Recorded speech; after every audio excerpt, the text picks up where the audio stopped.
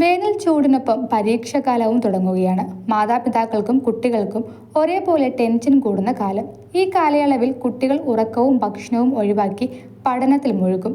എന്നാൽ ഇതത്ര നല്ല ശീലമല്ലെന്നാണ് ആരോഗ്യ വിദഗ്ധർ പറയുന്നത്. പഠനത്തിനോടൊപ്പം ശാരീരികവും മാനസികവുമായ ആരോഗ്യവും പ്രധാനമാണ്. കുട്ടികളുടെ ഭക്ഷണരീതിയിൽ പ്രഭാത ഭക്ഷണം മുതൽ രാത്രിയിൽ കഴിക്കുന്ന അത്താഴം വരെ ശ്രദ്ധയോടെ ക്രമീകരിക്കണമെന്ന് ആരോഗ്യ വിദഗ്ധർ പറയുന്നു.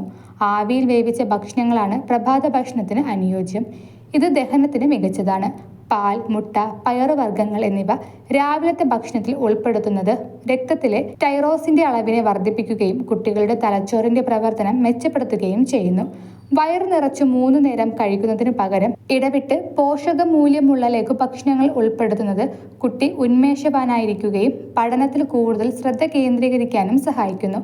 ദിവസം മുഴുവൻ നല്ലതുപോലെ വെള്ളം കുടിക്കാനും ശ്രദ്ധിക്കണമെന്ന് ആരോഗ്യ വിദഗ്ധർ ഓർമ്മിപ്പിക്കുന്നു. ജലാംശം ശരീരത്തിൽ കുറഞ്ഞാൽ അത് പഠനത്തെ കാര്യമായി ബാധിക്കും.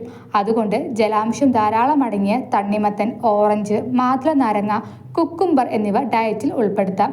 തിളപ്പിച്ചാറിയ വെള്ളം, നാരങ്ങാ വെള്ളം, മോരിൻ വെള്ളം, കരിക്കിൻ വെള്ളം തുടങ്ങിയവയും ഡയറ്റിൽ ഉൾപ്പെടുത്താമെന്നാണ് ആരോഗ്യ വിദഗ്ധർ പറയുന്നത്. കൂടുതൽ ആരോഗ്യ വാർത്തകൾക്കായി ഡോക്ടർ ലൈഫ് ചാനൽ സബ്സ്ക്രൈബ് ചെയ്യൂ.